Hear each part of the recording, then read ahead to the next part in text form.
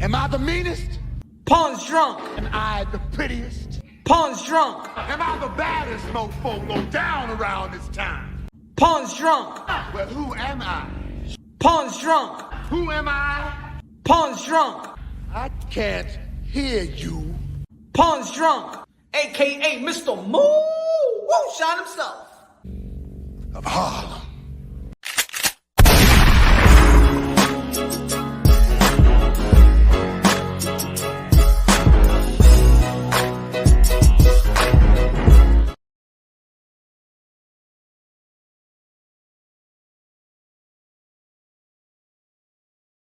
Mi gente, que lo que? You already know this is Punch, Drunk, Boxing, aka Mr. Moo Shot himself, aka El Adobo, El Sazón, El Borracho, El Pastor de Boxeo. Ladies and gentlemen, guys, it's been a slow couple of weeks in the sport of boxing. Slow couple of weeks. Was good. Blast in the building. Was good. Tiano in the building. This world is yours. Is the building. Que lo que? Dímelo, mi hermano. Que lo que? Yeah, man. I want to touch on this subject, man. I want to touch on this subject because, man, I've tried very, very hard not to devalue the sport, because I always say that I'm here to preserve the sport of boxing, to preserve the modern day warriors, modern day gladiators, the one that put their life on the line for pure entertainment. And as much as I say, man, legacy reigns supreme, it seems just like it's so lucrative not to think about legacy. It's so lucrative not to think about legacy. What's good? What's good? Official in the building. What's good? Leo in the building. What's good? Smash the like button on your way in. Smash the like button on your way in. Terrence Bud Crawford. Now all of a sudden he's really pushing for this Canelo Alvarez fight. You know what I'm saying? He's really pushing it. First it was Charlo, now it's Canelo. First it was Charlo, now it's Canelo. First it was Spence, then it went Charlo, from Charlo, now Canelo. Terrence Bud Crawford just tweeted this out. Let me put it right quick, man. And we thought there's a lot of people that's always calling out Canelo Alvarez, and Terrence Bud Crawford was never that guy. But it seems like I've been saying it. Terrence Bud Crawford is in the clouds. He think that Earl the True Spence was that impossible force that he overcame, and now he feel like he could do anything. He could fight anybody. He could move up 2-3 division up and fight Canelo Alvarez, the guy, the standard. Terrence Bud Crawford now keeps on talking about Canelo. Canelo versus Crawford is the biggest fight in boxing. There's no fighter out there that's a bigger fight than us. What? You think that you're bigger than Canelo Alvarez versus David Benavidez, a fight that a lot of people want to see?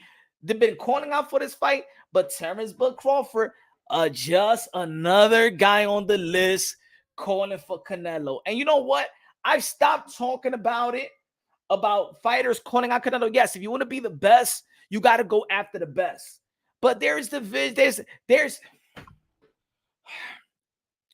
This was, and I'm gonna keep on saying it, yo. This was Bud Crawford before fighting Earl the True Spence. This is Bud Crawford before fighting Earl Spence. You know, Canelo's a tremendous talent. Now, I don't never think me and Canelo will fight. He's 168, 175. You know, I'm just 147. So I'll never see that fight ever really happen.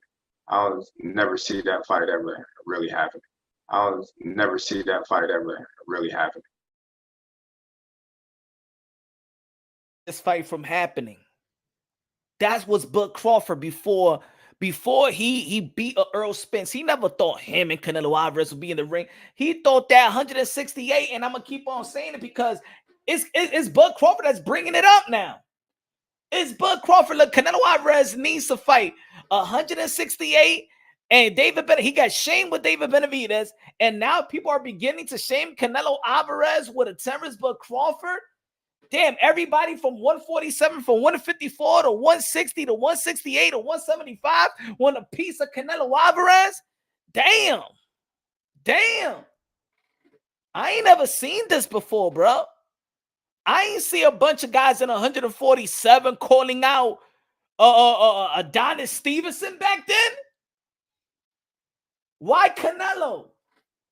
Don't y'all feel like y'all could carve your own legacy and carve your own account and make look? I believe that Bud Crawford could be a top seller, not the cash cow, but I believe that he could be a top seller. You don't have to go through a Canelo Alvarez. It seems like Bud Crawford feels like that's the only way that he could get as much money. I think that you could capitalize off this fight. You could go out there and fight Tim Zhu and go to Australia and get some money.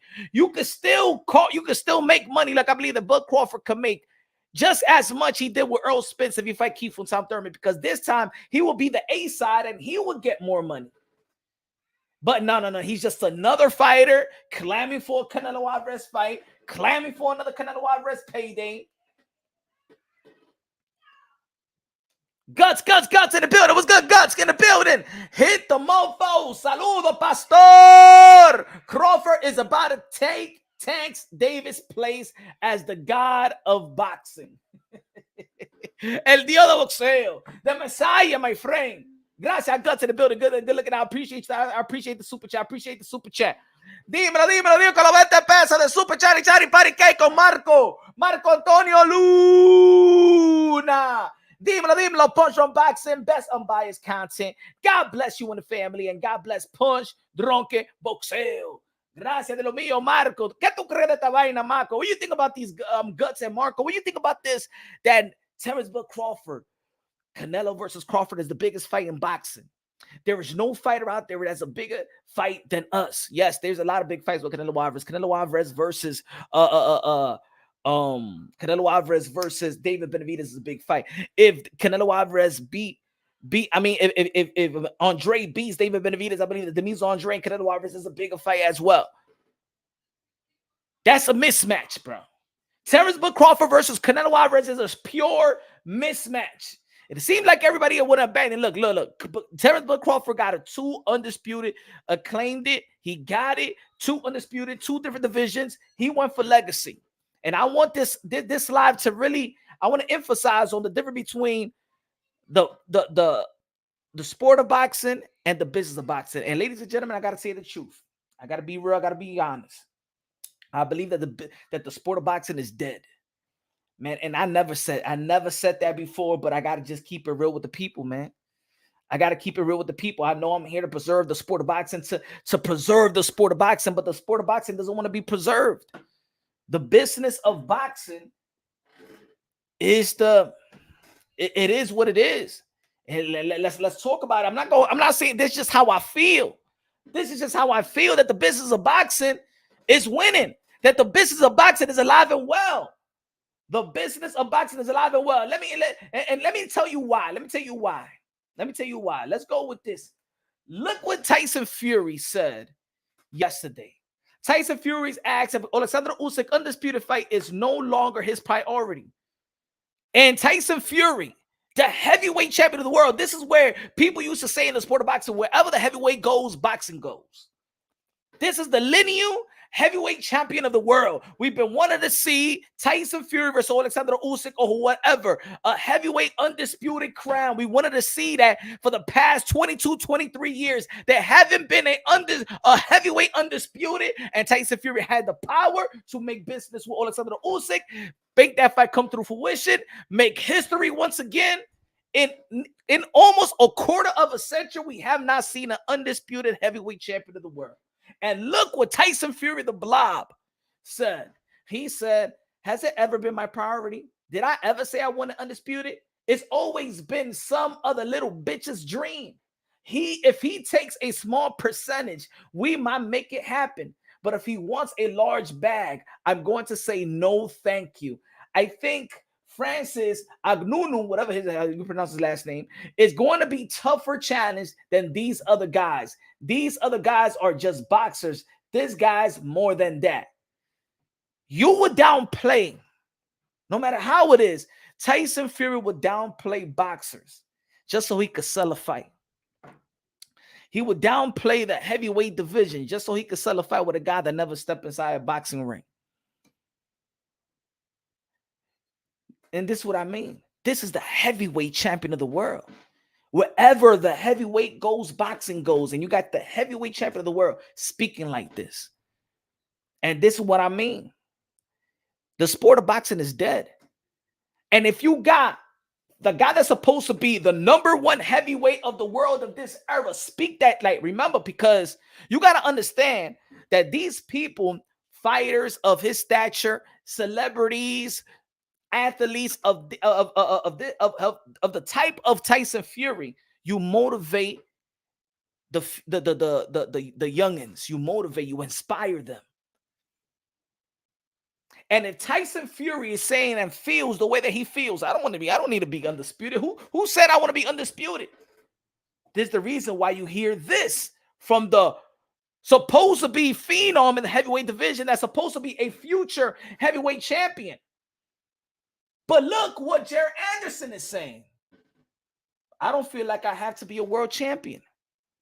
Tyson Fury says he doesn't feel like he needs to go for undisputed. You got the young now fighter being inspired by the heavyweight champion of the world that's supposed that he is regarded as the best heavyweight of this era.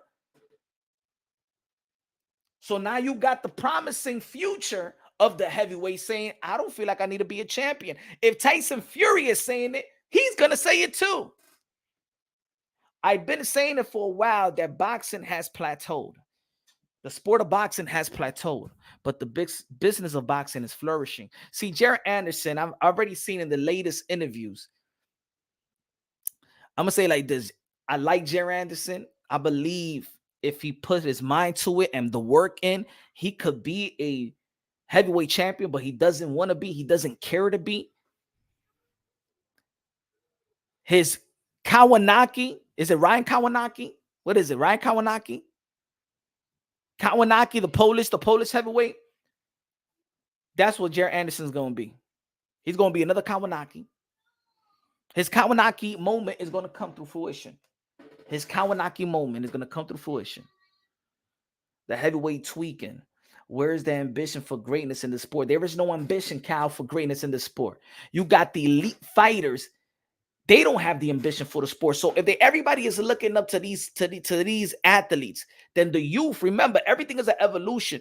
Everything is an evolution. Hey, there is a Dr. J. Here comes Michael Jordan. He becomes better than Dr. J because he wants to accomplish more. He comes LeBron James. He wears 23. He wants to be old Kobe. They look at something special and somebody with morals and principle in their respective sport, daring and wanting to be great. For the youth and the next generation, it could be more great. But these guys, these elite fighters nowadays, is setting a bad example.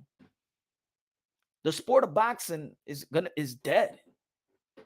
It's dead. Looking at the thumbnail that I have. The sport of boxing, you got a couple of fighters that are going for legacy. Going for legacy. Trying to do the impossible, trying to show the fans that I'm here. I want to be great, and I want you to know what greatness is, and I want to inspire and motivate the people. But guess what? A guy like Teofimo Lopez, that's supposed to be morally a 2-division undisputed world champion before Bud Crawford. Yes, I said it, goddammit. Yes. Teofimo Lopez morally should have been, if the politics of the sport of boxing would have never got in the way, Teofimo Lopez would have been a 2-division undisputed world champion to be recognized by everybody. But forget it, right? He's a 2-lineal champion, 2-division lineal champion. At the age of 25, he accomplished that. But Gervonta Tank Davis is praised more. And Gervonta Tank Davis is praised more, probably respected more, and got more money. Isn't that a spit in the face? So now the youth is looking at it like what you hear Gervonta Tank Davis fans always say, well, Tank got more money. So if Gervonta Tank Davis hasn't done this, why is Gervonta Tank Davis the biggest fight in the lower division versus a Shakur, versus a Haney, versus a Ryan, versus a T.O.? He sells arenas. And remember, we used to get on Leonard Ellaby and Mayweather Promotions, but it looks like they had the business model that works. As much as we always want to see legacy reign supreme, let me tell you something. The hardcore boxing fan, didn't do justice by these fighters. They didn't do justice by the guys that's going for legacy. Now, we got a few guys that's going for legacy and stuff like that, and they getting the recognition that they deserve and selling and being the A side, right? Now, oh yeah, you know, oh, it got a country behind them, but the guys, that's a different culture, you know what I'm saying? That they value their fighters, they value greatness and stuff like that. This country, I don't believe, value what greatness is, and to be honest. We don't value that. We like clout. We like perception. Other cultures, they like reality. We love perception. We love clout. That's why we're social media fiends.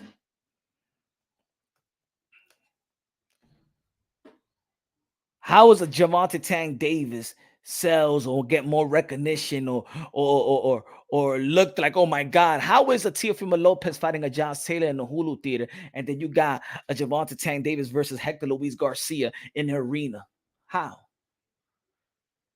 I'm not gonna say that. Oh my God, no, it's Mayweather, because it wasn't Mayweather. He didn't promote that fight. He didn't promote that fight.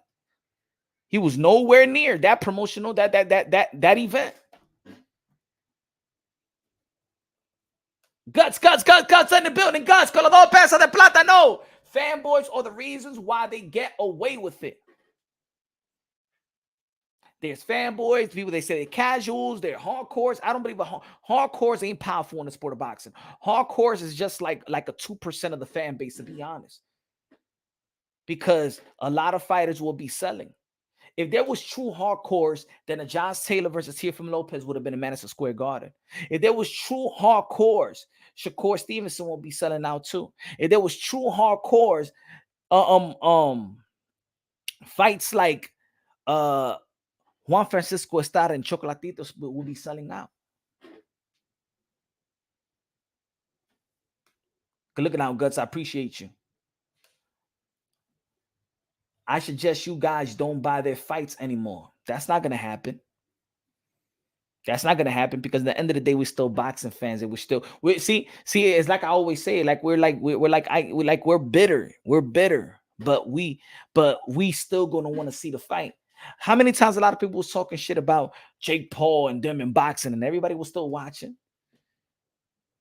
Everybody going to be watching KSI and Tommy Fury. They're gonna watch it. Everybody gonna watch Tyson Fury and this and Francis. Everybody gonna watch it. The boxing fans is gonna watch it. The hardcore boxing fan is gonna watch it as well. They're all gonna watch it. Why would Tyson Fury fight Alexander Usyk? For what? Look at the money that he's getting. The UFC fans and the boxing fans is gonna fight. Is gonna buy it. Is gonna watch it. It's gonna be talking about it. Boxing content creators is gonna capitalize off it.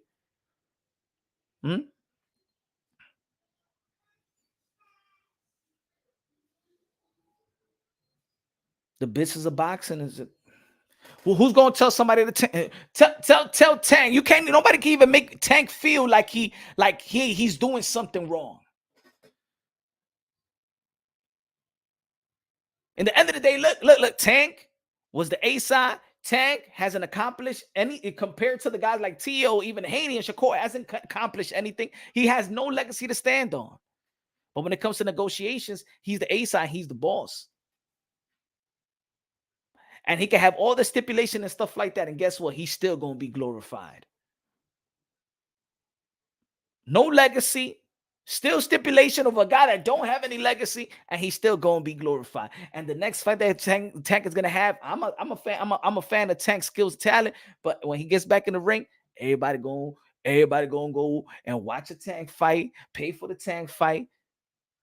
And he going to be the A side with guys that already attained the legacy. Legacy, and look, even the legends of the games are echoing the same thing. Bernard Hopkins, Oscar de la Hoya, Floyd Mayweather said the belts don't matter. I put a poll up. Hold on. Check the poll. I said this. Check this out. I said, what fight would rather, if it lands on the same night? I said, if Devin Haney versus Regis Prograis land on the same night as Demetrius Andre versus David Benavidez, which fight would you watch? Which fight would you watch?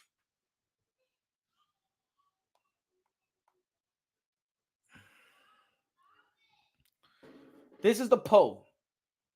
242 people voted. If Haney versus Prograis and Benavidez versus Andre lands on the same night, which fight would you be watching? 73% David Benavidez versus Andre, Haney Prograis. David Benavidez and Demis Andre.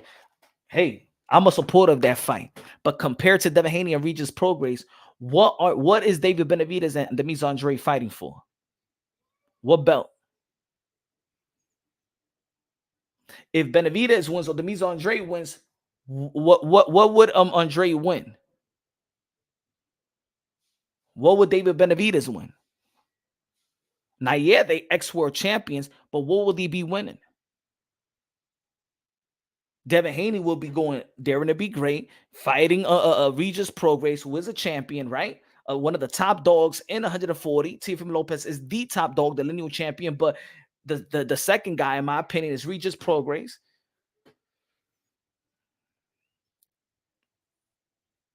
But people would choose Benavidez versus Andre. I would choose it too. I would choose it too. I would choose it too. How important is legacy in the sport of boxing? Really, let's really dial. How important is legacy in boxing now? How important is it? Because it doesn't get you the respect and clout that you deserve, right? Like, think about it. Bud Crawford just got his probably ultimate respect for the first time when he beat Earl Spence and became undisputed. Because remember, when he was undisputed at 140, everybody said that was the weakest undisputed run of any undisputed. He didn't get respect for that. His resume was critiqued all throughout his career. He's gonna be 36 years old, and finally he got his respect. Finally, he got the ultimate respect. At 36 years old, he only beat Earl the True Spence. Did he get paid more than Spence? Did he get paid more than Thurman versus Manny Pacquiao? Was Bud Crawford a top dog? With all the accolades and all the belts that he won, was he the top dog? Did he make more versus Earl? I mean, did he make more than Earl Spence? Even though Earl Spence also have legacy behind him and stuff like that.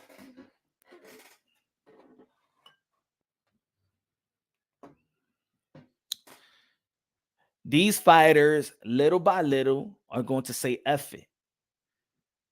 Guys that used to think about legacy is going to say F it. I'm going for strictly the bag. Why would I kill? Why would I risk in that? Like the fighters are looking at it right now. Tyson Fury must be like this. Like, to be honest, and Tyson Fury is supposed to be an historian as well. He knows a lot about the history of the sport of boxing. He's looking at it like this. It's not that I want to really fight this guy. It's that y'all so dummy. Y'all allowing me to fight this guy, and y'all willing to pay me more to fight him than to fight a champion like Alexander Usyk. Y'all willing to give me more to fight Francis. That's how gullible the boxing community is. Because let me tell you like this. They don't do that in the UFC. They don't do that in the MMA. Over here in boxing, you could play around. You could play around in boxing. You remember this thing that says, oh, you don't play boxing. Oh, yes, you do. Yes, you do play boxing. They're playing with boxing right now. They don't do no exhibitions in the UFC in that octagon. Break a nose and get hit with a shin and get hit with a knee, crack your damn jaw and stuff like that. Put it in the submission, get your shoulder dislocated and stuff like that. They don't play. Everybody feels like you could play boxing.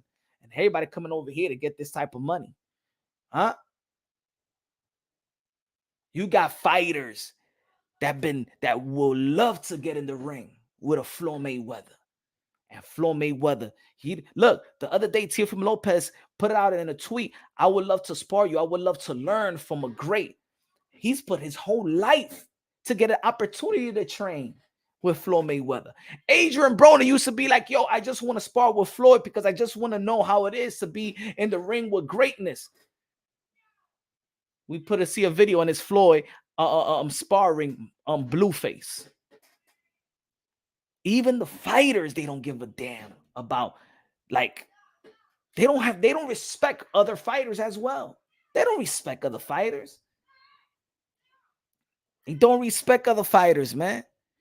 Boxing devalues, even boxers and the business of boxing devalue the sport of boxing. And let me tell you like this, and I said it before, I've talked to insiders, I've talked to power players in the sport of boxing. They could give two shits about the fans. That's number one. That's for real.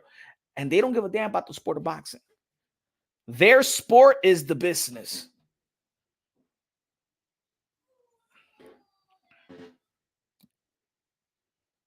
All these exhibitions, they come into boxing to have some fun.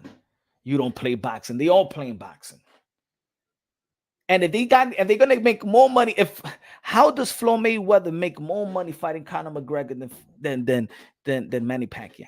How does he get more money fighting Conor McGregor than Canelo? How does he get more money fighting Conor McGregor? And they sanction it. They sanction the fight. Man, Floyd Mayweather became 50-0 off of Conor McGregor win. The sport is dead. There is no sport. Now we really like people have to put their little frustrations to the side and learn the business. That's it. I am only making my pick based off the business now. It's not off technique. I could do that to be honest, I could do that with just hardcore boxing fans. But let's be honest, even in this community, in the YTBC, there's no really such thing as hardcore boxing fans, because I could make a video the other day, put it this the other way. The other day, I was talking about Amanda Serrano and women boxing. It was my worst numbers in years because nobody want to listen to women boxing, be honest. If I bring a top amateur, y'all don't give a damn about that. Y'all not gonna listen to it. Y'all not gonna tune into it. Y'all gonna tune out. And we talk about this hardcore boxing. Why you think most of the successful hardcore boxing, the content creators only talk about the Tyson Fury, Deontay Wilder, Teo, Tank, Ryan, all that? Because now the content creators not gonna waste their time. They're not going to waste their time. They're not going to waste 5 hours and editing and thumbnailing and all that stuff to talk about fighters that y'all really don't give a damn about, because we're not hardcore boxing fans.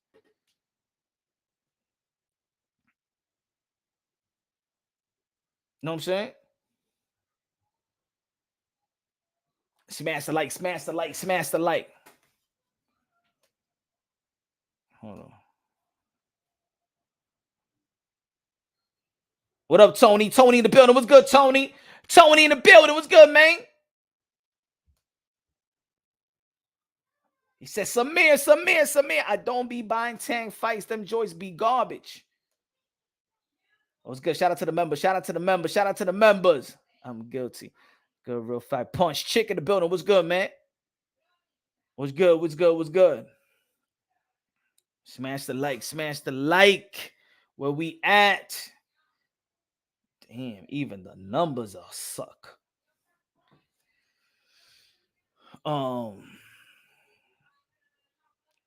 Clout is hell of a drug, man. Yo, Tank, and look at this. Tank don't even need to talk. You don't hear Tank. Tank don't even gotta say shit. Shakur Stevenson is going to go out there and fight for the vacant WBC lightweight championship of the world with Frank Martin. Two undefeated champions, two undefeated young phenoms in the lightweight division going to go at it.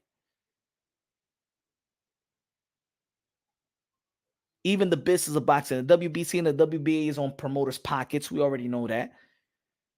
The WBA said that they was going to change things up, and they took away all the interim titles and stuff like that. And they said that the regular champion will be mandated to fight the super champion. They almost did that with Stanionis and Ugas. It worked with they would do that to Stanionis and Ugas had a fight for, why me? I don't do it with everybody else. What about if the WBA mandates Tank versus Devin Haney? Why they never mandated that fight? Why? Tom Brown says, you ain't going to do ish. Don't do nothing. Leave us alone. Huh, Gilbert Mendoza? Why you never mandated Tank versus Haney? Danny Medina, Mr. Moonshine. I'm always here at Hardcores Only. Dímelo, Danny.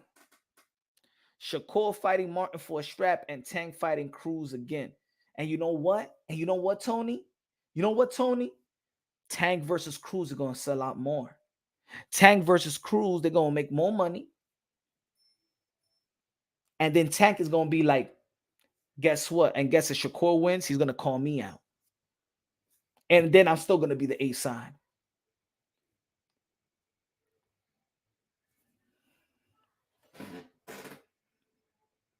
As much as people may not like it, Tank is moving the proper way. If I'm going to get all the respect by doing the less, if I'm going to get paid by doing the less, and I'm going to get, why not? Think about it. Why not?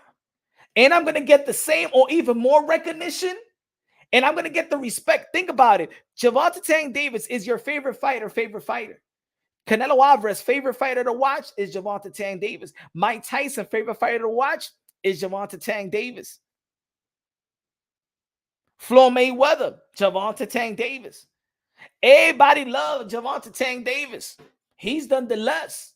He's going to get paid more, respected by the legend. Look, when Gervonta Tank Davis fought Ryan Garcia, man, he made everybody fly out. He even made Manny Pacquiao leave the Philippines.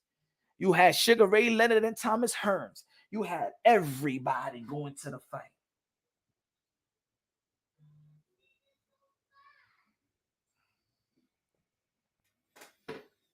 Why would I need to fight a Shakur or Haney or Tio if I'm going to get the recognition that they all need to fight me to validate their greatness and their legacy? I got to say this. I got to say this publicly because I flamed them a lot. I'm even blocked by Leonard Ellaby. As a matter of fact, I flamed them so much that's the reason why I think I'm blackballed from PBC. To go to fights.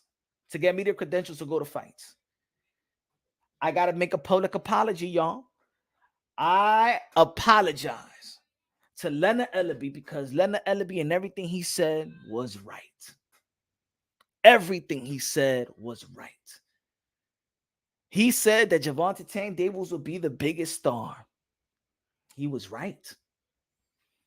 He said, we know what we're doing. And he looked at us like, y'all don't know the business of boxing. And he's saying to your face it's a niche sport. And even Floyd Mayweather said, we ain't fighting nobody. We're not fighting nobody outside the Mayweather and the Mayweather and the PBC banner. And we still watched. And we still paid. Now, we was the fake. We was the one that was complaining and stuff like that and still watch. Samir said Tank will never step in with Tio. But guess what? Tank gets paid more than Tio. At this point, to be honest, Samir, Tank don't need Tio, Shakur, Haney, or any other fighter y'all name. Because everybody else going to be calling him. But Tank don't need him. Tank sold out versus Hector Luis Garcia. Tank sold out with Rolly, bro. With Rolly, man. With Rolly. Rolly, bro. The business of the sport of boxing is dead. The reason why Rolly Romero even won his last fight is because the business of boxing.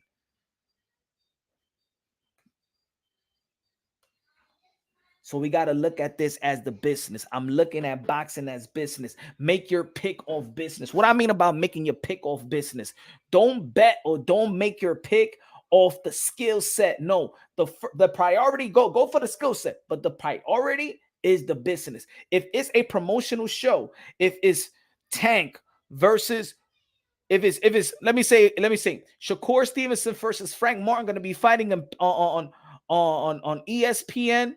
Okay, even though that I feel like Shakur Stevenson is way better than Frank Martin, Shakur Stevenson is going to win.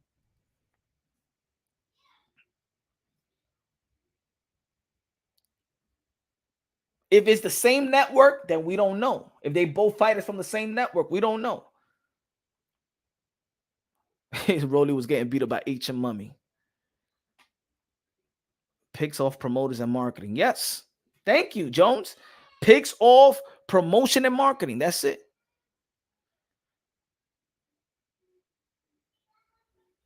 If George Kambosos, put it this way, if Teofimo Lopez and George Kambosos would have been fighting on ESPN, they would have gave that win to Teofimo Lopez. Teofimo Lopez would have never lost to George Kambosos on ESPN on Top Rank. Nah. But when they go to a neutral ground, to the zone, and it's not promoted by the zone, it's not promoted by match. I mean, it's not promoted. He's not George Kambosos or Teofimo Lopez is not the zone fighters or promoted by Matchroom Boxing. It's neutral ground. But if Teofimo Lopez and George Kambosos would have happened on Top Rank, Teofimo Lopez would have never lost to George Kambosos. Nope. The business of boxing would have never let that happen. The business of boxing would have never let that happen. Did y'all forget?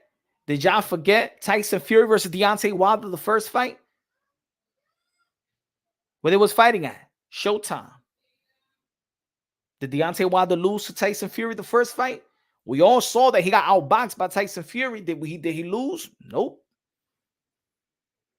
We're going to have to make our picks off the business of boxing, not the sport.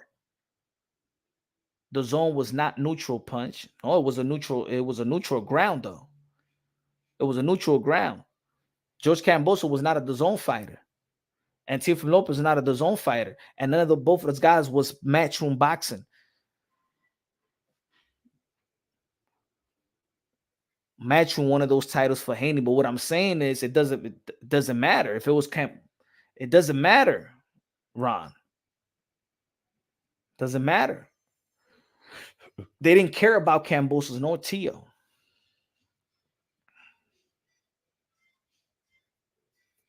More Kambosos because he was a free agent, and behind the scenes, Matchroom want to facilitate to sign a George Kambosos during the build up to that fight with Teofimo Lopez. So you're a little right on that. Teo making history the right way. Money will come. Family Guy said, I hope. But let's not forget that Teofimo Lopez almost retired because what he said, he ain't getting paid. So we almost losing a good one because the sport don't give a fuck. The sport don't care about the legacy no more. There is no more sport. Is the business of boxing. I suggest now these fighters, man, for real, especially if you got a brand and you got a name and you could capitalize off the money, go for the money. Hey, I told Teofimo Lopez, go for the bag. Forget about it. That's it. You're going to go to the Hall of Fame anyway. With that said, what you accomplished already, you're a Hall of Fame already. Go for the bag. Go for the Ryans. Go for the Tanks. Forget about, no. When the money is right, you fight. If the money ain't right, don't fight. If the money ain't right, don't fight. You already standing on legacy.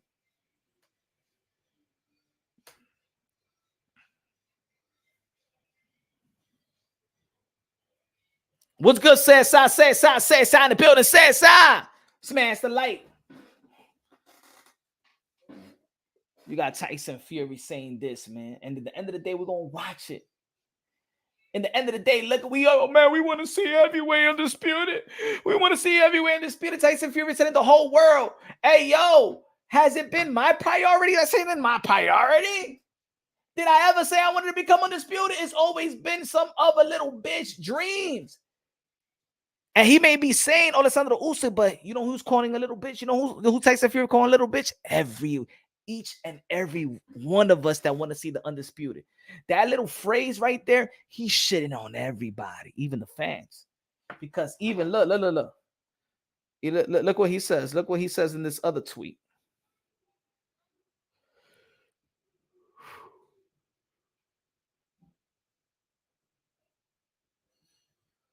Hold on. Let me see this other tweet that he had. Not tweet, but what he said in the interview. He goes, Anthony Joshua, Deontay Wilder. Well, no. Tyson Fury on if Anthony Joshua fight, what happened? There is no Anthony Joshua to me. He's just a gym sweeper who gets beat up like an old journeyman now. If you're a decent heavyweight and want to beat up somebody, call him now. Nah, never.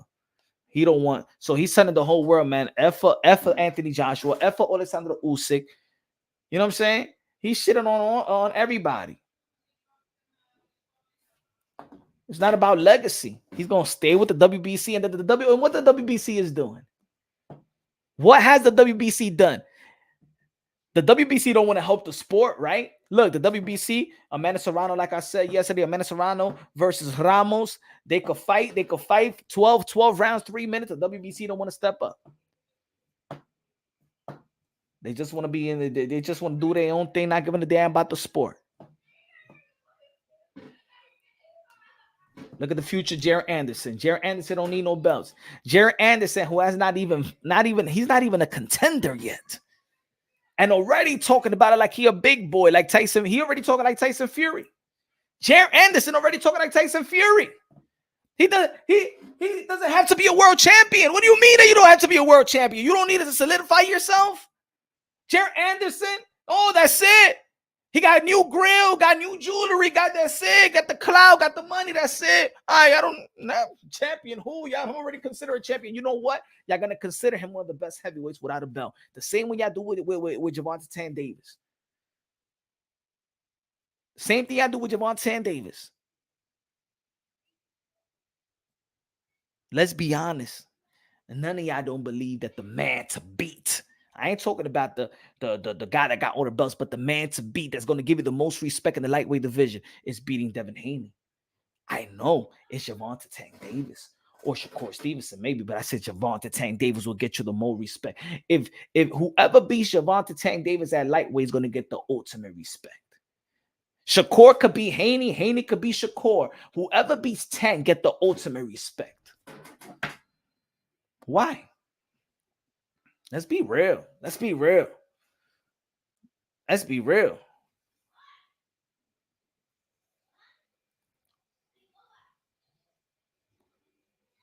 That's a good one, right, Tio? That's a good one, right? Shout out to the champ. Shout out to the champ. Shout out to the champ. The business of boxing, the sport of boxing is dead, bro. Is the business of boxing? Is the business of boxing going to prevail? The business of boxing is alive and well, bro. You got Jared Anderson saying he don't need to be a champion. You got Tyson Fury saying I don't need to go for undisputed. You got Gervonta Tank Davis getting the most money. You got Oscar De La Hoya, Floyd Mayweather, even Bernard Hopkins saying that the belts don't matter. You got Ryan Garcia making $20 million, never won a belt. You got Gervonta Tank Davis won junior varsity belts, and they getting the most bread.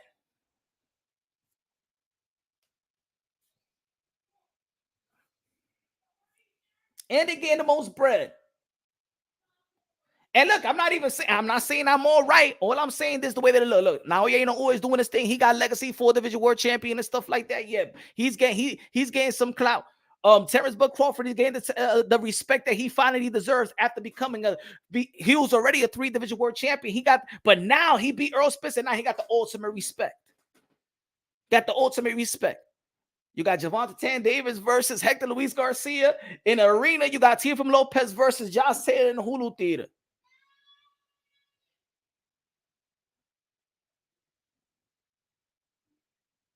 You got Hector Luis Garcia, Gervonta Tank Davis on pay-per-view. You had Tio and Josh Taylor, no pay-per-view. What's going on? You're going to get Shakur Stevenson versus Frank Martin for the title. It ain't going to mean more. It's not going to mean more. And look, like I said, what fight you rather see? David Benavidez versus Demetrius Andre. They're not going to be fighting over nothing. They're not going to be fighting for the belts. And people choose to watch. And I did the poll. Let me give it a poll again. Let me give it a poll. Hold on. Shout out to Tio. Shout out to Tio. What's good, champ? What's good, champ? What's good, champ? It's unfortunate that you got fighters like a Tio. You got fighters like a Ino Uwe and Crawford. And you got Canelo Alvarez, right? And even Canelo Alvarez is still getting shamed after all he's done. 4-division world champion. Super middleweight undisputed. Look at this. You a super middleweight undisputed, 4-division world champion. People still want to shame you with a David Benavidez. Then regardless how much good he is or got the potential of what he got, he's getting shamed by a guy that hasn't done anything really. I mean, at least if I'm a champion, all this legacy, at least let me get shamed with another fighter that got all this legacy or a little bit of a legacy. Compare David Benavidez's legacy with Canelo Alvarez. How y'all gonna shame me? I got all this. As a matter of fact, I could retire right now. If I'm Canelo Alvarez, I could retire right now. I'm walking as the first battle Hall of Famer, and y'all gonna shame me for David Benavidez that haven't done what? What? What has he done? Why I'm gonna shame him? Why y'all shaming me with a guy that hasn't even done 7% of what I've done in my career? But y'all gonna shame me with him.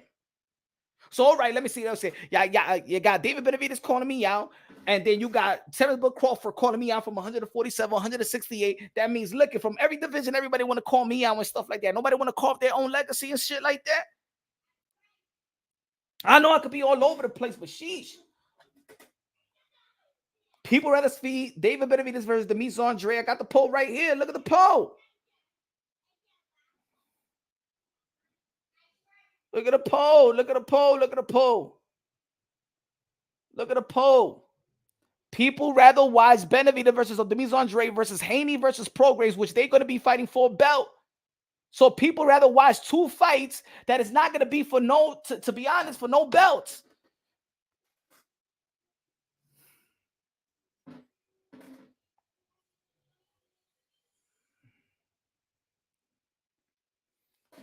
Tank, he gonna get chipped. Smash the like button. Smash the like. Salute, Bassel. What's good, G Money? What's good? What's good? What's good? What's good?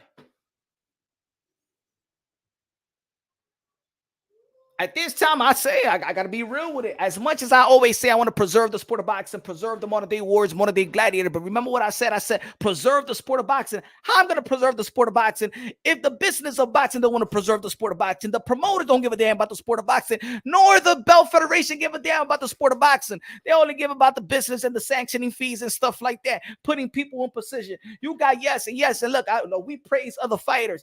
Look. We could say there's good fighters that got good potential. There's other manufactured fighters. I respect guys. I respect Boots Ennis. But look at his resume. At the same time, he got 30 plus fighting who? And even Boots Ennis, even people are shaming Boots Ennis with the likes of a guy like Keith Thurman that's done it. A guy's like, Bud Crawford needs to fight Boots, and Bud Crawford is scared of Boots. Bud Crawford ain't no goddamn scared of no Boots. Even though Boots is one of my favorite fighters as well, bro. But people need to stop shaming these fighters that's done it with fighters that, okay, he could potentially be good, but let's be real, let's be honest. Let's be honest. Boots has not even fought a gatekeeper yet. Boots, one of my favorite fighters, a guy that I've been talking about for a long time, has not even fought a gatekeeper yet. For us to gauge with experience where he's at, skill-wise, oh yeah, man, he passes the eye test. But I'm not gonna be shaming no Terence Bud Crawford or Keith Thurman with the Boots. I ain't gonna be shaming him. No. If you're gonna shame another fighter with another fighter, a legacy versus a legacy. All right, man. Look, hey, he earned this. He beat this one. Why you don't want to fight this? Hey.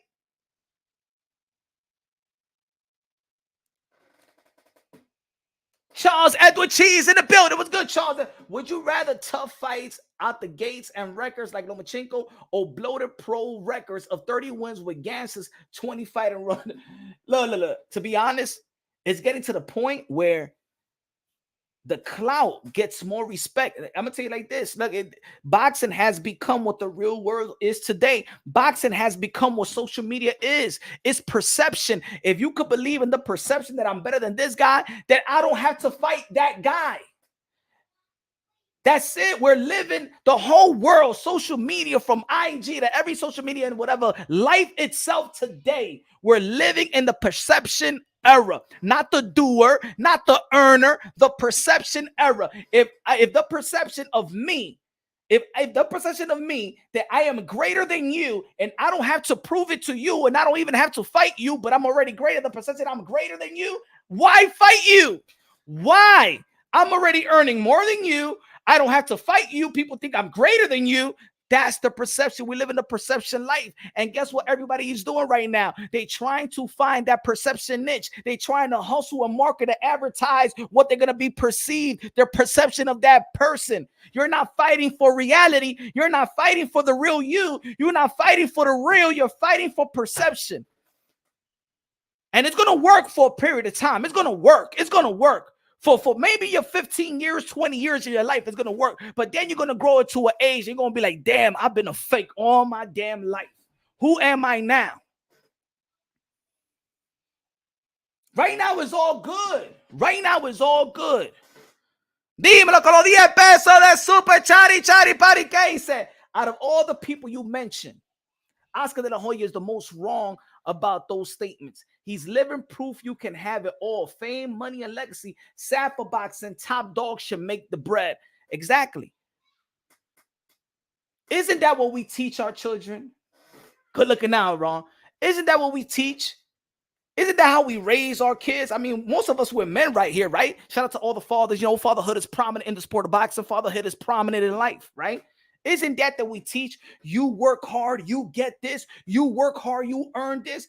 Isn't that when we give our children some chores or whatever, stuff like that? You do this, you get $1. You do this, you get $5. You get an allowance if you behave good. You get a reward, right? You graduate from high school, you get a diploma. You graduate from college, you get a degree. And to be honest, it's even like that in the real world. How many people you know went to college and you probably never went to college? You making way more money than them. Even college, even college is a waste of money now, huh? Right? Even certain majors is like you wasting what? How much you spend for college? And people you're 40 or 40, 50 year old still paying college loans for what?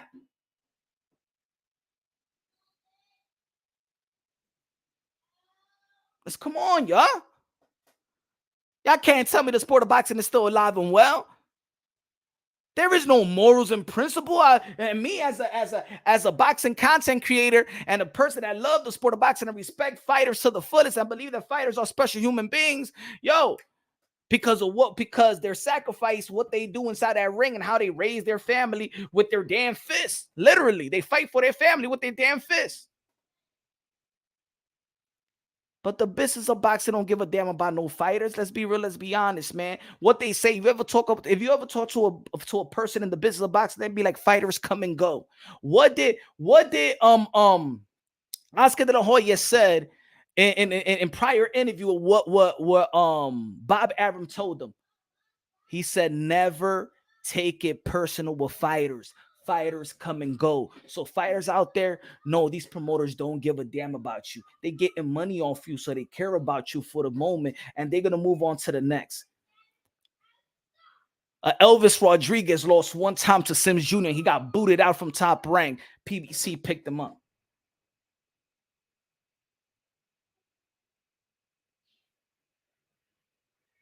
Oh, right now, Nico Ali just lost.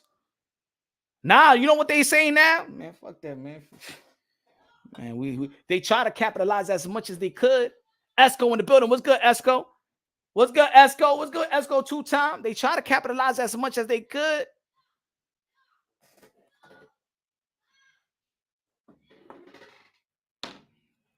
Oh, shit. Hold on. Give me a second, y'all. Give me a second.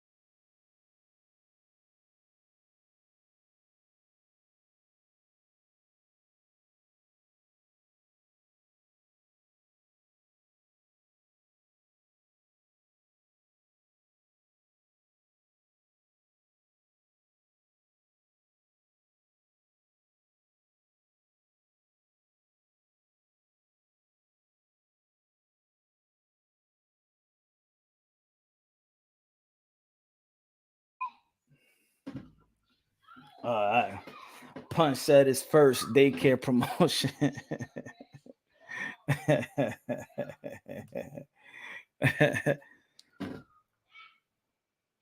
It's kind of like, so how's it going to change? How's it going to change? How can the sport of boxing be alive again when you got elite fighters like Tyson Fury saying, I don't need no undisputed? When you got fighters saying that belts don't matter. When you got the fighters that they got the public eye, that the public eye is on, and the scope and the spotlight is on, is saying, I don't need a fight for legacy. Gervonta Tank Davis is probably going to be fighting Pitbull Cruz. Look at this.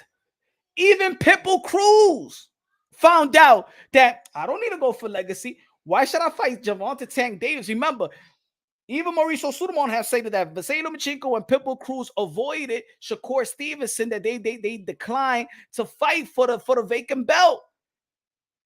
Pitbull Cruz got mandated to fight Shakur Stevenson and said no. You know why? Because he's waiting on the Gervonta Tank Davis Willy Wonka ticket once again. And guess what?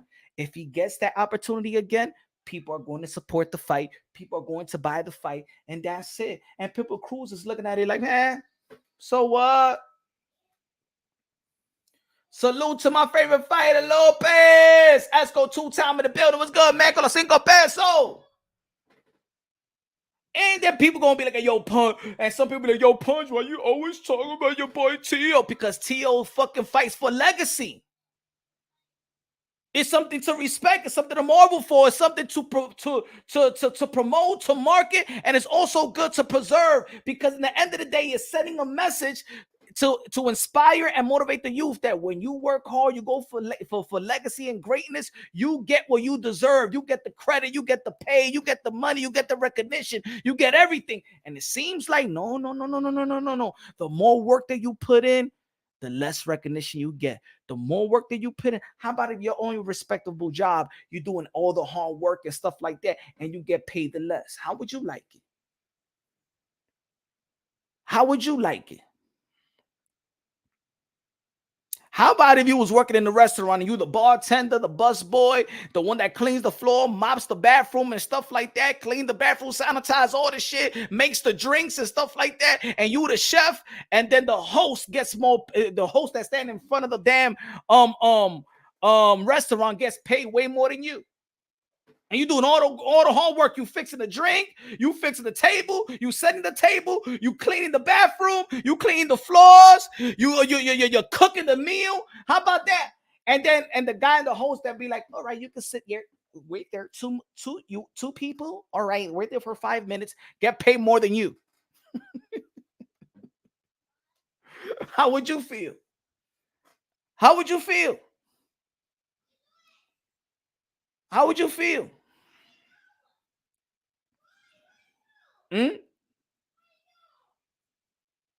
How would you feel if you done all the work? How would you feel if you done all the work and then somebody be like, you know what? He's better than you. Huh? Sometimes put your mind in these fighters. Look, think about it. If somebody like, so damn, okay, I'm Teofimo. Let's say Teofimo Lopez. Teofimo Lopez, I beat Lomachenko when Lomachenko was regarded pound for pound #1. I beat Richard Comey, beat Lomachenko, and I beat Josh Taylor, the guy that was regarded the king in 140 and stuff like that. Yo, Teo, I think that Tank is better.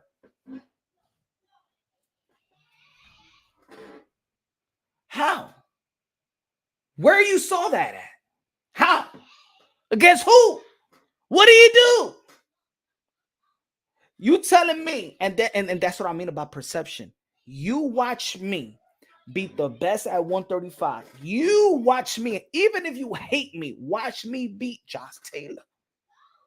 You beat me. You saw me knock out a champion in Richard Comey in second round. You watch him beat Rolly. You watch him beat Hector Luis Garcia. You watch him beat Ryan, that Ryan hasn't earned, even though they had a lot of potential. Ryan. Leo Santa. And he's better than me.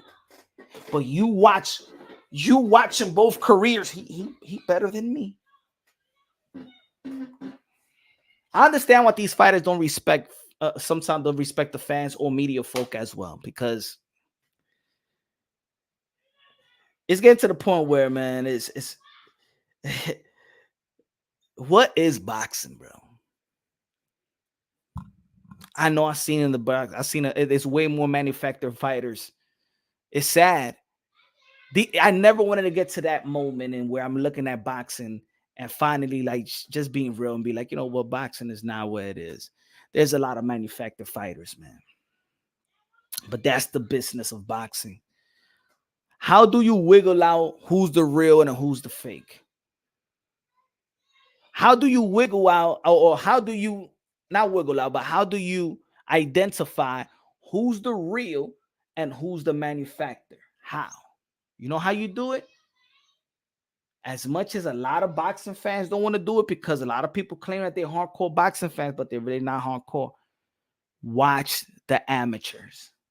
If you haven't watched the amateurs, at least start watching it now. So when you know when they turn pro, you know exactly what they have done. Watch the Pan American Games. Watch the elite tournaments. Watch those national championship bouts.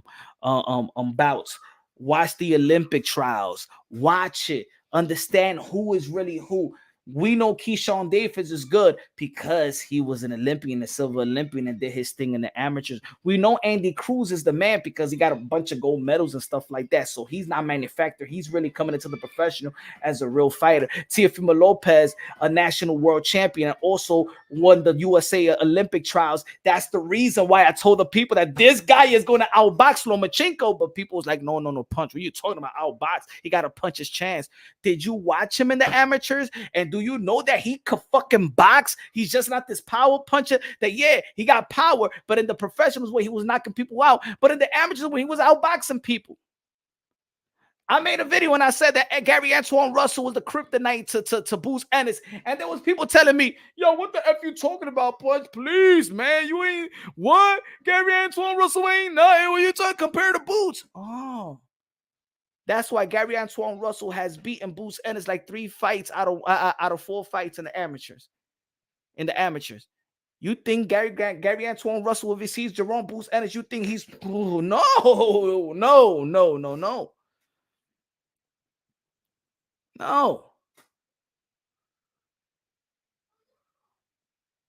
It's the reason why I talk a lot about Demise Andre. Yeah, in the amateurs, he was the man. Gary Russell Jr. was the man in the amateurs as well. Yeah.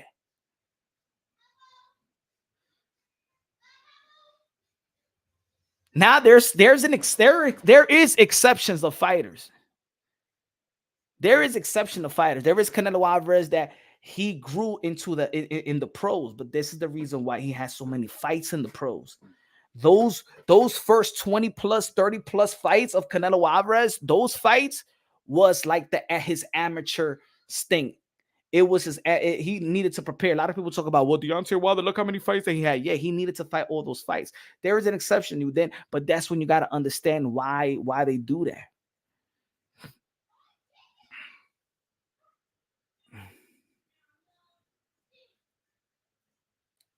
Oh, really? Let me see. Who you talking about, JoJo? He says bounce.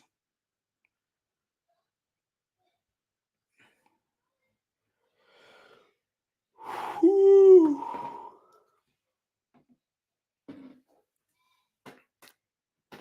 Andre versus Benavidez. Big fight.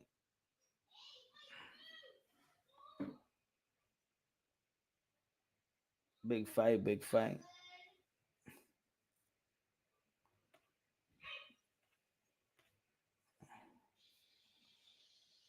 Damn, what's this other phone? What's this phone, man?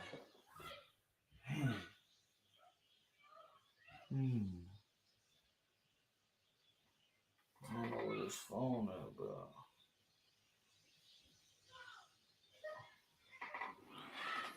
Give me 1 sec. Give me 1 sec.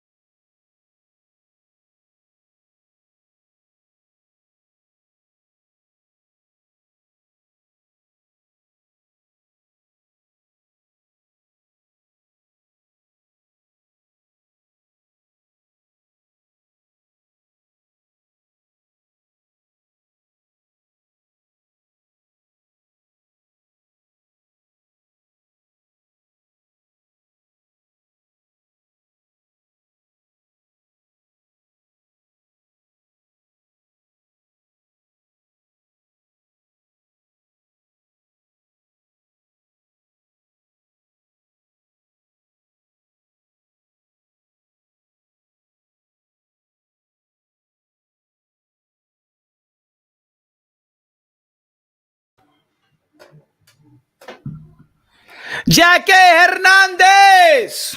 What's good? What's good? My phone. Damn phone lost that.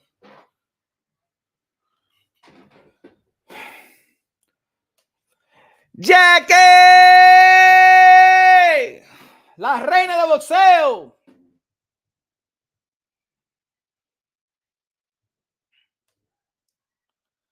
What's good, Jackie? What's good, Jackie? What's good? Missed the whole live. Don't worry, we here, Jackie. Estamos aquí, Jackie. Estamos aquí. Looking out, Jackie. Appreciate that. What about that? A super chat. What's good, Jack?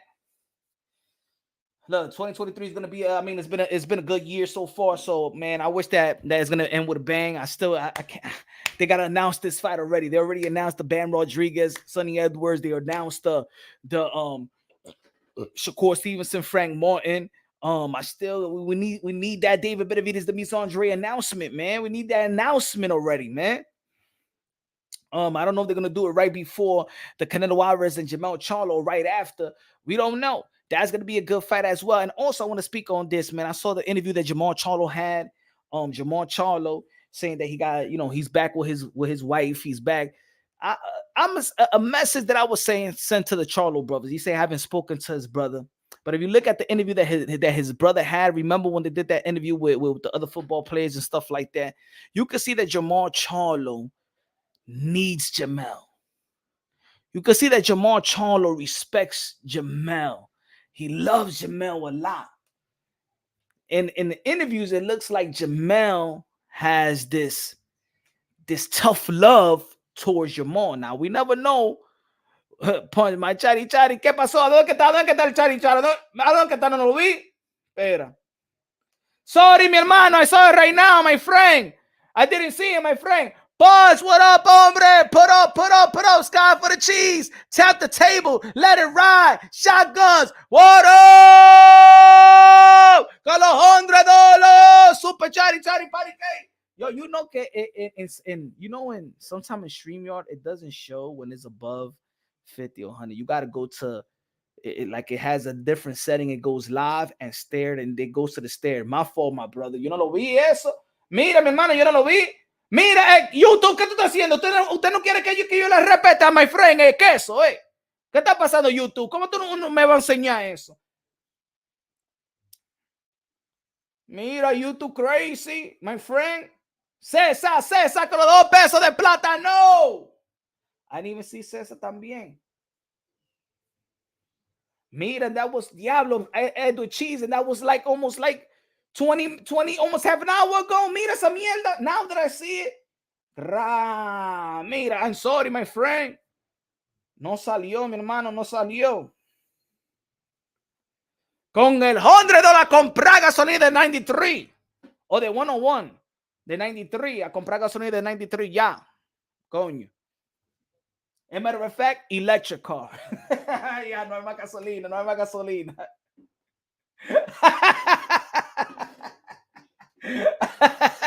He says, say where? We got to test it. Let me see. Lo vi eso, mira, lo vi. Charles at the cheese con los $100 the test. Think of the tester. Good looking now, bro. Good looking now, man. Says, say, yo, Tia Clear is a talented fighter, but needs to be able to promote himself better instead of demanding $10 million of next. But let me tell you like this, Basu. Let me tell you like this. Pero mi hermano, Tio does promote himself. Tio promotes himself outside of the ring, inside of the ring. He got Bud Light. Bud Light had the tequila, had the what else? The Quick, the essential water. Him, his father, they all promote himself, and he does this thing in the ring. ¿Y qué más que lo que tiene que hacer Teofimo Lopez para que lo respeten y le den el dinero? Y'all want to become a male stripper and stuff like that? Es una locura, eh? It's also the way they set him up also to not, like, they were supposed to promote that Josh Taylor fight. They were supposed to promote that fight. I never would have envisioned Tio and Josh Taylor in the Hulu theater. I never would have envisioned that. For me, that was one of the massive fights. that they could make. But you already know how they are.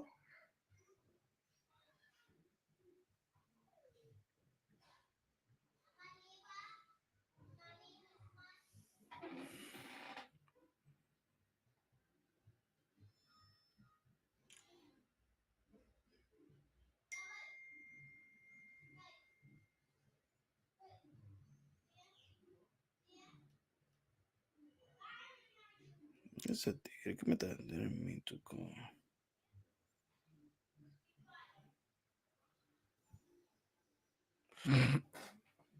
Gracias, gracias, Charles and the Cheese. Good looking out, my brother Queso, aka Queso. Randy in the building. Randy con la bandera de República Dominicana. Randy, la música de Randy, la música de Randy, la música de Randy. Friday.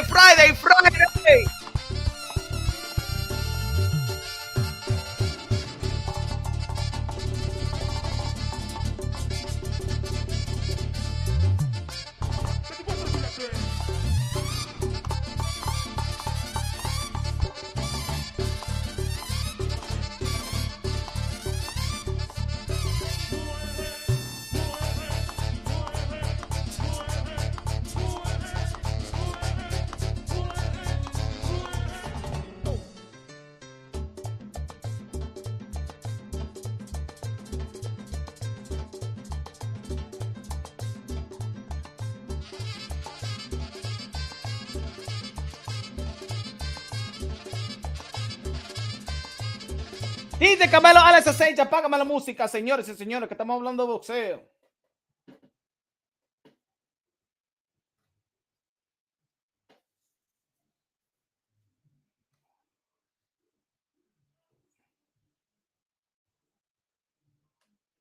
Haney wouldn't take on Josh Taylor ever. He said they will never. No. But you know, in the end of the day, they're getting paid. They're in the same pay grade and all that. Man. It's not the way it's supposed to be. It's not the way it's supposed to be. Hey, chicken wing, shrimp, costillas with the whole big toe hanging out. Punch, yo, my boy Thurman might upset Boots. Hey, yo. If it's Thurman versus Boots, I got Thurman.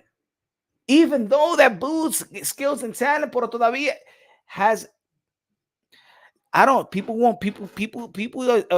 that people are ready to throw people away too soon, man. Randy, con los 20 pesos.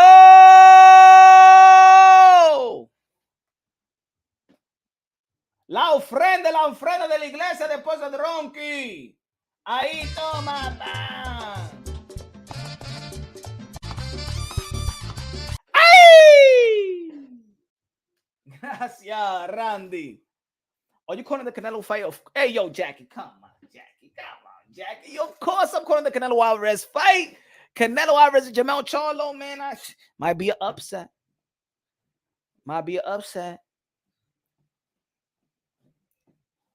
Look, now, and you don't now that Terrence Bud Crawford did tweet what he tweeted. Let's be real. What y'all think about this? Let's be honest. All right, y'all know how I feel, but I want to know how y'all feel in the chat. I want to know how y'all really feel in the chat. Do y'all really feel this is a mismatch? Do y'all really feel like this is a good fight? I'm talking about this. Hold on. This was Terrence Bud Crawford like an hour ago. Canelo versus Crawford is the biggest fight in boxing. There's no fighter out there that's a bigger fight than us. Remember, this is a guy that never thought that he would fight Canelo Alvarez. And now because he beat Earl the True Spins, yeah. Ese tigre cree que ese King Kong ahora. It's either that or a little snacky. I go, hey. Let's be real. Let's all jokes aside. Do you really think that this is going to be a competitive fight with Canelo Alvarez? See, for me, it's either this is going to be a competitive fight because y'all lost all respect for Canelo. Yo, just like a couple of fights ago, Canelo Alvarez was Canelo. Now it's Canelo versus Bud. is a good fight. A guy that's moving up 3 divisions, weight classes. And I'm not saying the guy shouldn't have no confidence, but damn. Just beating Earl Spence gives you all of that type of confidence.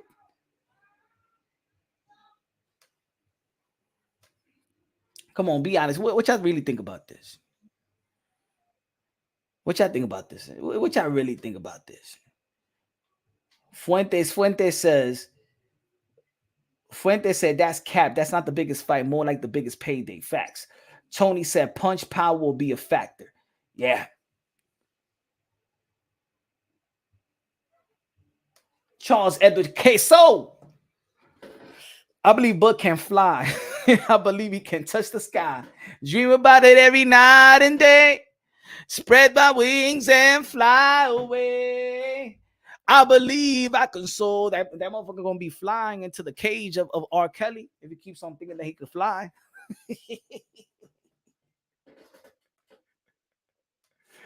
But how did he go from not even thinking he would ever face Canelo Alvarez? And he was emphasizing, how many times I show y'all the video? He was emphasizing that the gap between welterweight and 168 is too much. But now he got all the confidence. I want to know where. See, look, we understand that you build confidence, but for me, that confidence is more than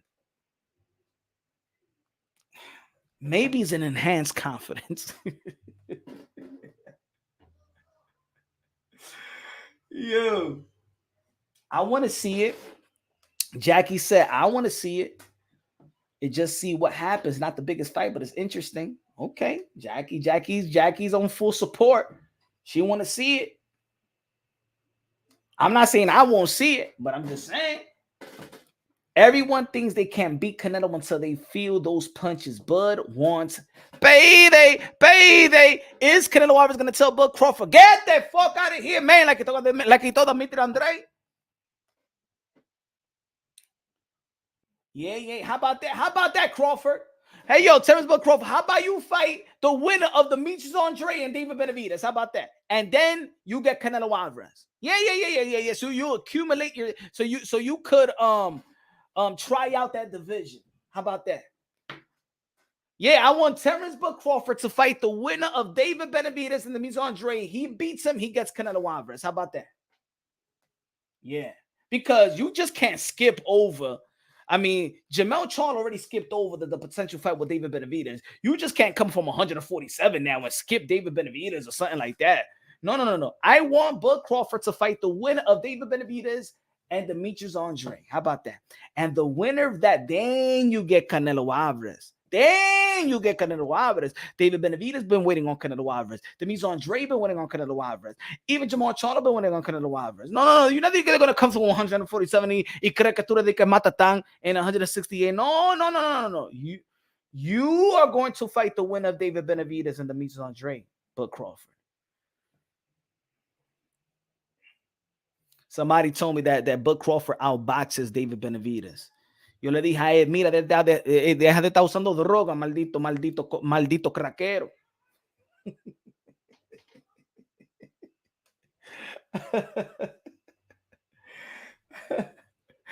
It's true, wrong. Looking out with a $10 super chat, bro. Everybody now wants Canelo. You know who's gonna call out Canelo too? You know who? I want Canelo. Yo, what did everybody see? What these guys see in the Canelo? These guys must have seen, like, all right, I've said it before. I said that Canelo Alvarez is in decline, but I also stated that Canelo Alvarez decline may very well be better than everybody else. Still, his decline may be still the best. I didn't say he declined and where now I think that think about it. If there's people that feel like Boots could beat Crawford, and there are people that think that Crawford could beat Canelo, then the same people think that Boots beat Canelo too. Like, this is what I mean, that people are going buck wild now, bro. And now see Bud Crawford, now he's gassing it right now. Now he gassing it. And I got Oscar De La Hoya saying that Bud Crawford beats the shit out of Canelo Alvarez. See, I understand that Canelo Alvarez and Canelo and Oscar De La Hoya have this thing. And Oscar, come on, Oscar, come on, man.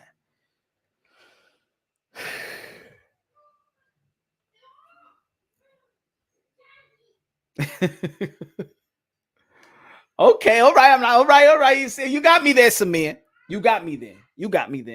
Crawford versus Canelo does good business. You know why it does good business? Because the sport of boxing is dead. Because in the sport of boxing, this fight don't really make good sense. Because in the sport of boxing right now, that fight don't make sense. That fight is a mismatch. That fight is unrealistic. But in the business of boxing, that fight makes sense. So it's true. This is why, I mean, if y'all believe that Crawford versus Canelo is good, but the business of boxing, the sport of boxing is dead. The business of boxing is alive and well.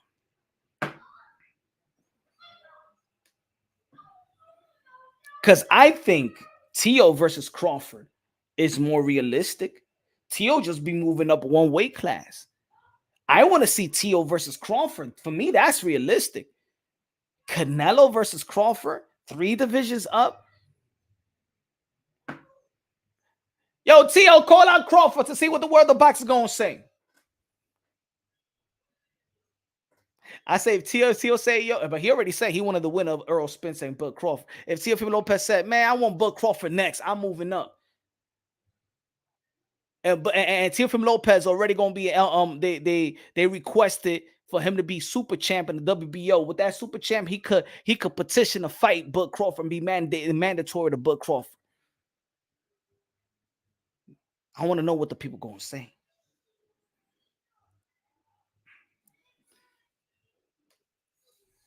Ever since the election of Donaldo Trumpo, people been on the freak show shit.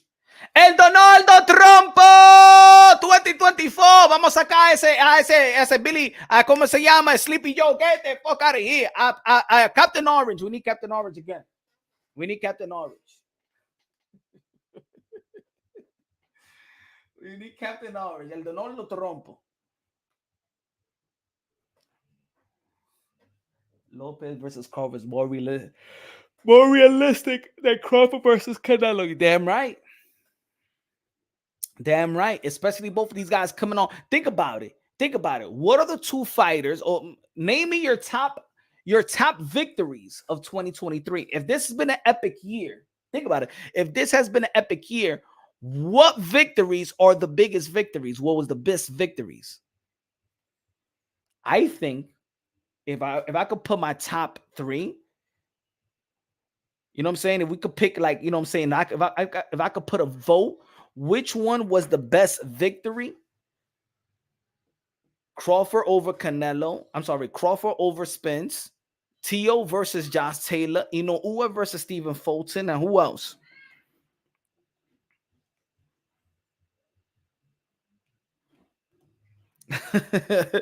Yo, I just gotta say, Melania got missing, bro.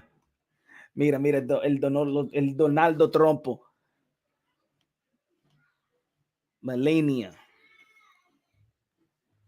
Ahí mimito, trompe, 24. No, no vamos a hablar de Donald Trump porque this is the liberal platform. Me quitan de aquí. Por eso we call him Captain Orange or 45. You say Donald Trump, the algorithm hits, they be like, oh, this is punch run boxing. Oh my God, they pushing the right wing. Oh no, get the hell out of here. We're gonna block it. We're gonna take his monetization. When is Bivol going to fight, or is he waiting for Canelo? I think he's going to be fighting somebody. I just seen it right now. I think Dimitri Bivol is going to be fighting. Let me see.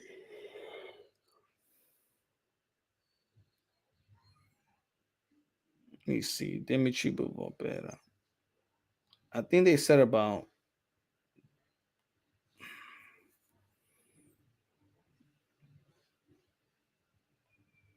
Damn, that would be a good fight right there. See? And look, Dimitri Bivol could have happened. Dimitri Bivol versus Berturbiev could have happened, but what happened? The WBC want to discriminate Russian fighters.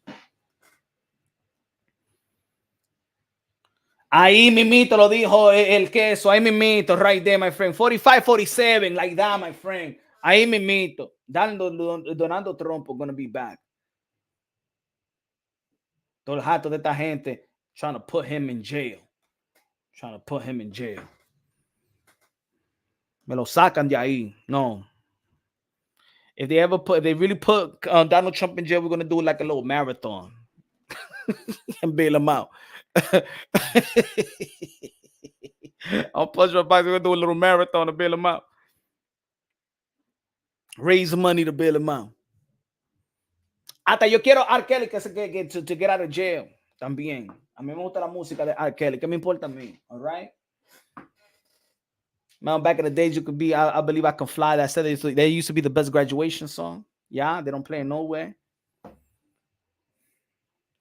You know what they should do? I think an artist should sing almost all. They should like an artist, a great R&B artist, will have to like sing R. Kelly songs and make its own, so that people won't think when we listen to those songs, we don't think about R. Kelly and shit like that. Samir said, "Go fund me." EJ has power. Just let Tio difference, and Tio can box his ass off, catch and shoot. I think, to be honest, man, you got 100% Teofimo Lopez. That Teofimo Lopez with the Josh Taylor and that Terrence Bud Crawford. I'm telling you, it'll be a good fight. It'll be an epic fight. The speed and power, the movement of Tio, the movement of Bud Crawford, the power, the intellect of both fighters. Yo, that'll be a good fight. Especially now coming off some great wins. I think coming off their best wins of their career. And their best performances as well. Versus elite fighters. I think, man, come on, man. That's a good fight right there. But nah, people gonna be the Bud and Canelo. Canelo is busy with Jamal Charlo, bro. That's it. And anyway, Bud Crawford got a rematch, man. If Bud Crawford got a rematch with Earl Spence and talking about Canelo, that's because he's clout. Nah, he's really clout chasing Canelo. I never thought that Bud Crawford was that type of guy either. Good looking out. I appreciate you, my brother. Appreciate you. I never thought that Bud Crawford was the clout chasing type. But now he's really clout chasing Canelo. I never thought he was that type. But look what one win does, man. It makes you come. You become. See, I think what's happening to Bud Crawford. Maybe I could agree or disagree, but I think that Bud Crawford now, because of the win, now he's hit some other level or some other respect level, or whatever. He's out of character now. You can see Bud Crawford now is out of character. See, this is the real Bud right here. This is the real Bud right here. Hold on. This is the real Bud. You know, Canelo's a tremendous talent. Now, I don't never think me and Canelo will fight. He's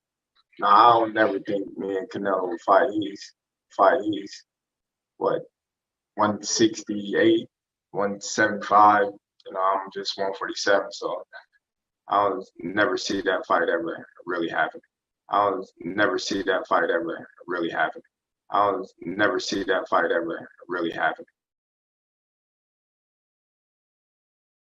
147. Nah, I'm just 147. See, that's the real Bud. That's the real Bud.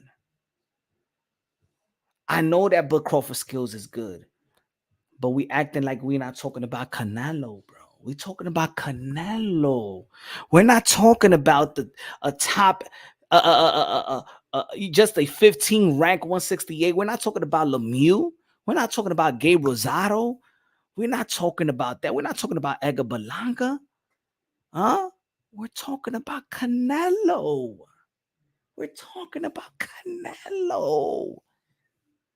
It's either that or people lost so much respect for Canelo Alvarez that they think that Terrence Bud Crawford really got a chance.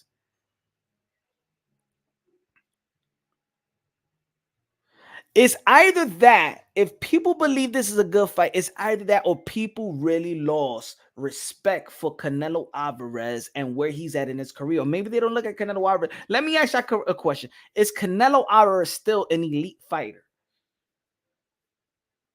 Who's the best 168? Like, where is Canelo Alvarez now? Because now it's like Bud versus Canelo. Like, I don't even envision that fight. Crawford is looking for a retirement payday. But you know, Crawford could get a retirement payday. See, that's the thing. Like, Crawford don't need if Bud Crawford, they say he made $20 million. He's going to fight Earl the True Spence. That's another $20 million maybe, because now you're the A side. Think about it. Now Bud Crawford is the A side. Also, Bud Crawford don't need to fight at 154 because the rematch clause says that it's Bud Crawford who chooses the weight class. So if the rematch clause and Earl Spence does not want to fight at 147, then what happens after?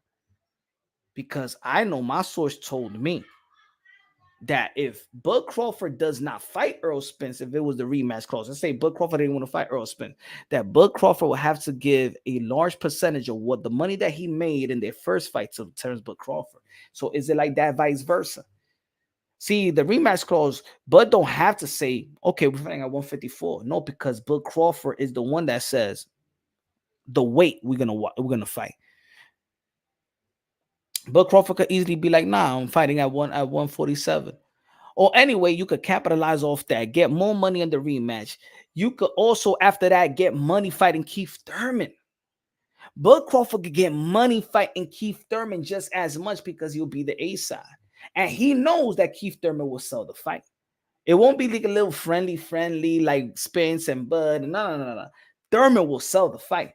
See, right now, people are like, nah, I don't want to see that fight. Nah, if they would announce that fight, then Thurman gets that marketing, advertising thing rolling, people will be like, y'all want fucking Bud to beat the shit out of Thurman. Bud Crawford don't need Canelo Alvarez to get a retirement check. He could build off this win. If this win was so huge, like people are saying, then he could capitalize off this win. He doesn't need Canelo Alvarez. Why everybody feel the need that they need Canelo Alvarez, bro? Yo, Ward cashed out fighting Kovalev. And remember, Ward made so much good business decision, make good money. Ward didn't feel the need to come and fight Triple G. He didn't need to capitalize and come and fight Ward. He made so much money fighting Kovalev. He made money throughout his career. He took care of his money. But Crawford don't need Canelo Alvarez. Just like Ward didn't need Canelo or Triple G. If Andre Ward was that thirsty, he would have fought Triple G at 160, come back down from when he was coming from light heavyweight. He would have stayed to fight Canelo Alvarez, and I think a lot of people would have shamed Canelo Alvarez if Andre Ward really put that pressure. If Andre Ward could have put the pressure, he could have put massive pressure on Canelo and Triple G. Massive pressure. Shamed them to death. Ward left respectfully. Kovalev, the biggest fight, biggest ending, still got into the Hall of Fame. You don't need a Canelo Alvarez. I don't feel why these fighters feel like they need Canelo Alvarez all the time. Me too, I wanted those fights as well. Look at Tyson Fury. We're talking about the business and the sport of boxing. Look at Tyson Fury. Tyson Fury is gonna be fighting the UFC fight. He's gonna make more fighting this UFC fighter that he did with fucking Deontay Wilder.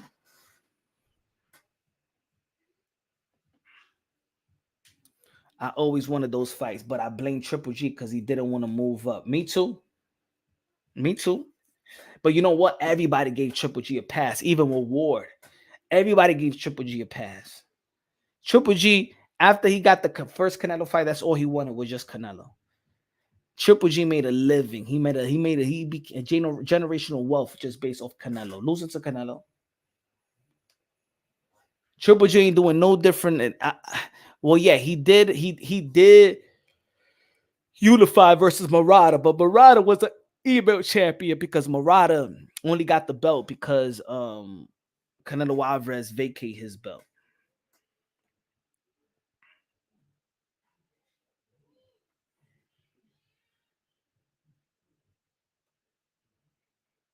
I remember that. I remember that. And you know what? And también, and it's true. I see as Canelo ain't the only answer. And I tried to stop talking about it because I know a lot of people also talk about it. Other channels, they always talk about how everybody want the Willy Wonka ticket from Canelo Alvarez. And I stopped talking about it. But then I hear Bud Crawford. Now you, like, all right, Charlo wants it. Jaime Munguia wants it. Andre wants it. Benavidez wants it. Bivol wants it. Everybody wants it. Edgar Berlanga wants it. Now Bud Crawford, you too? And then Tim Zhu says that he wants the winner. Even Tim Zhu the other day said, I want the winner of Charlo and Canelo Alvarez. Mira esa vaina. What is it? Like right now, not people are just y'all beggars right now. Now that's begging now. It's one thing that when you have like you're not even in line.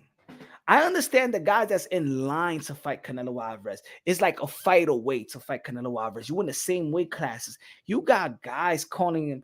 You got Tim Zhu calling out for the winner of Canelo and Charlo. You got Bud Crawford calling out Canelo. What's wrong with y'all, bro?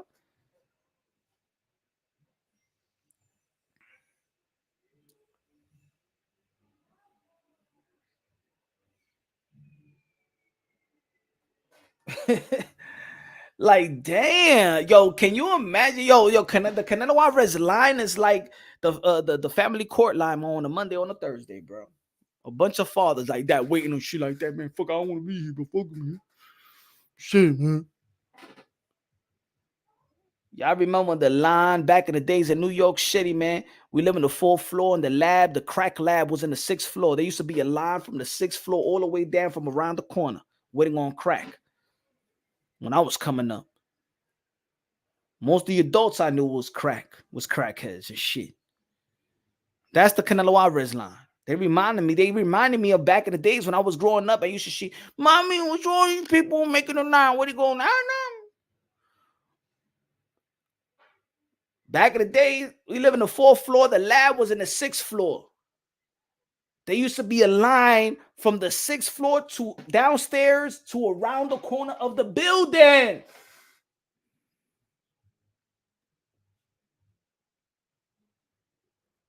Them crack fiends, bro. That's how the line of Canelo Alvarez looked like. Un tro de crack fiends ahí esperando para Canelo Alvarez.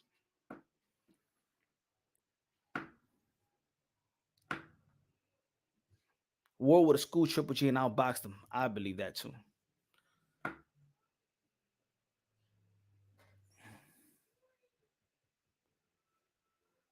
That's why it's the best acquire when dealing with cartel. Los jefe will send word of the pigeon to be next.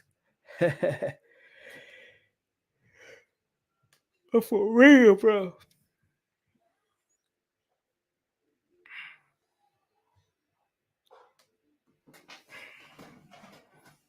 But let me see you going, man. Damn, man. I wanted to get this interview too, man. Look at Terrence Bud Cross. Now I'm juicing. I done heard it all. I can't just be great. They can text me any and all year long and will never come close to seeing anything illegal in my body. Terrence Bud Crawford listening. Now I'm juicing. I done heard it all. I can't just be great. They can text me they can text. Well, I think he means test me any and all year long and will never come close to seeing anything illegal in my body. I mean, of course, Victor Conte said that he could pass any test. Duh.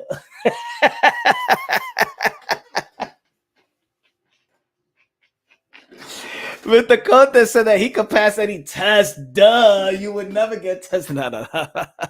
I don't think that Bud Crawford did PEDs. I don't think so. But you know what? This is what it is. This is what it is. This is what it is. See, these athletes, let me tell you, like athletes pay attention. Atención, my friends. Bud Crawford, you don't know if you're using PEDs.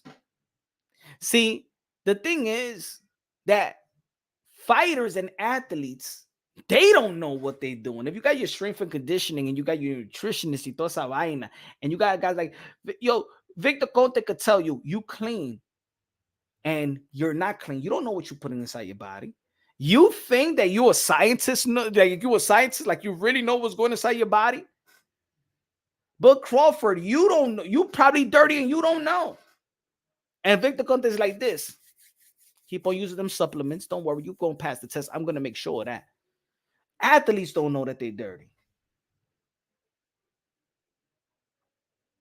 And no. Let's not act like, yo, I know exactly what I put in my body. You don't know what power. If anybody go to a restaurant, do you know if they inject that meat, that meat that you eating? You don't know. You don't know. You don't know what the Chinese people, you order perfect rest of chicken when you don't know what's in that pork. I know everything that goes inside my body. You don't know shit. I read the ingredients. You don't know you don't even know if that's the real ingredient. You don't know nothing.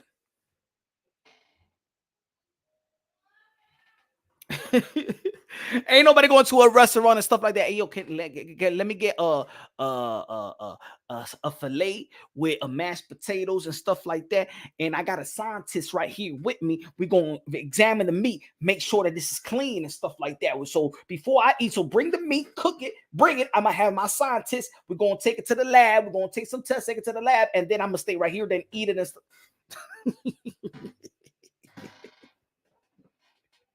You think it's like that? Nobody give a damn what they put inside their body. Not me, not you, not anybody, and stuff like that. Now the only thing is, of course, man, shit, ain't nothing going inside body. Pause. I mean, we care, but you understand what I'm talking about. I ain't talking about no Sachi Chong, all right?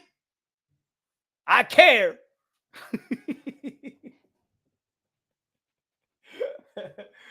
But you win the Teofimo 147 version of Canelo. 147 version of Teofimo Lopez beat him. Oh yeah. If Canelo, the 147-pound Canelo Alvarez versus Teofimo Lopez, man, Teofimo Lopez will whoop Canelo's ass at 147. Teo. Come on. The 147-pound Canelo Alvarez versus a Teofimo Lopez at 147. Teofimo Lopez beat his ass up. Snag baby, aka I can beat any test. Facts, right? Yo, sometimes like Bud, like even when you're saying that, like I don't think that he juiced, but I'm saying is you got to understand who you affiliate yourself with, man, and then you got to understand what he said in the past. So you can't. So I think that if I was Bud Crawford, I wouldn't even entertain it. Look, one thing I'm gonna say the truth. I don't think that Victor Conte is that stupid to F up again. I think he's given another chance in life. He's making good money with the snack program. I don't think that he's going to put these fighters, like he's already X'd out in all these sports. He got a second opportunity, and I think he's making the best of it. You know what I'm saying? I think he wants to. I truly think genuine that he wants to. I think the reason why you can have a Victor Conte in your corner is because I think that he could detect if that other fighter that you fighting is dirty. Think about it. Think about it. Victor Conte is with Bud Crawford. Bud Crawford fighting Earl Spence, and then all of a sudden, Earl Spence is not this guy.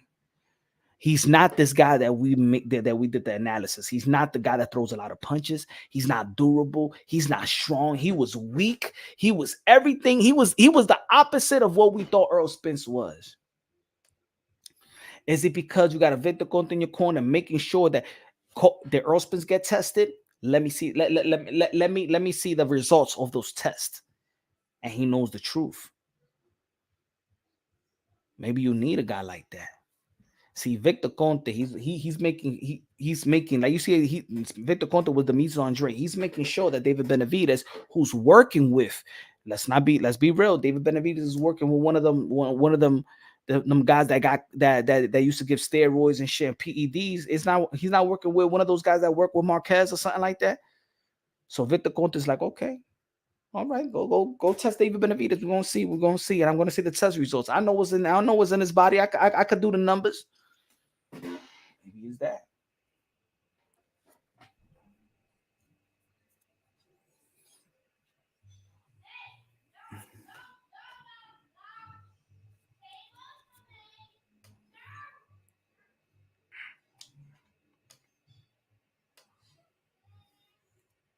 I mean, Punch, people can't ignore who Victor.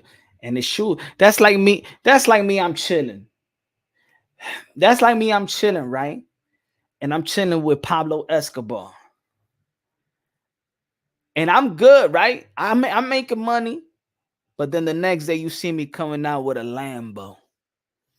And I was just with a Durango SRT, and I'm with a Lambo. You're gonna be like, yo, Punch is getting it with Pablo. You know what I'm saying? He getting a little work from Pablo, right? Even if, let's say, if Pablo Escobar stopped doing his thing, right? He came out of jail, and I'm with Pablo Escobar. You're not gonna think that I be handling that I've been handling a little key or something like that, couple of keys and shit like that. Y'all won't think that I'm slinging, huh? If I'm chilling with Pablo Escobar, came out of jail and shit like that, y'all don't think that I'm doing a little dirty work, huh?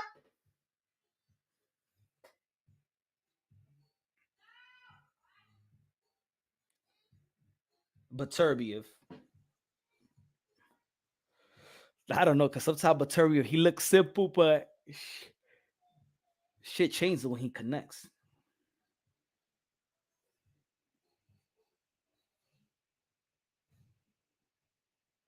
But, ladies and gentlemen, y'all already know, man, we're going to cut this one. It's almost 2 hours. Nope, I'm going to think that you purchased a lien on something vehicle and got it for pennies on the dollar at an auction. Yep, that's what I'm going to think. That's what I'm talking about, Charles. Thank you, Charles. You think positive, all right? I ain't no drug dealer, all right? I'm a YouTuber, boxing content creator, and we got 38 people looking on. That's it. You know? I'm chilling with Pablo. Huh? If your chick is chilling with Cardi B and blue face chick, you're gonna think that your chick is a little hoe, right? Probably stripping on the low. Huh? I want to see David Benavidez and Beterbiev. David Benavidez ain't want to fight Beterbiev. See, I could say that David Benavidez did avoid Beterbiev when he was the number one mandatory.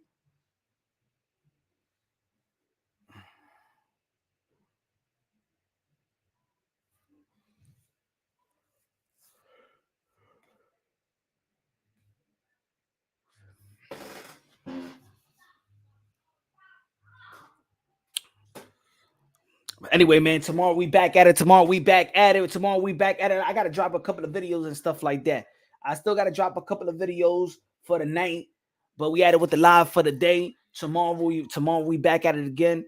Hopefully, I'll tell you like this. If I could get this fighter to hit me right back up and we could go live again and do this interview, then I go live again. But I'm waiting for this fighter. And he said he was going to come through today and not. I don't want to stay. I'm gonna tell you the truth, man. It's becoming very difficult to schedule interviews now. Like, it's never on the day that they say, yo, let's do it. They always got something to do. My bad or something like that. You know, the only person that's really on precise time. Shout out to Kid Austin. Kid Austin, hey, yo, 8:30, 8:30, 8. Anyway, man, tomorrow we back at it. Love y'all. God bless. Have a great Friday. Don't drink too much. Have a good time. Moderation is everything. Love y'all. God bless. And on to the next.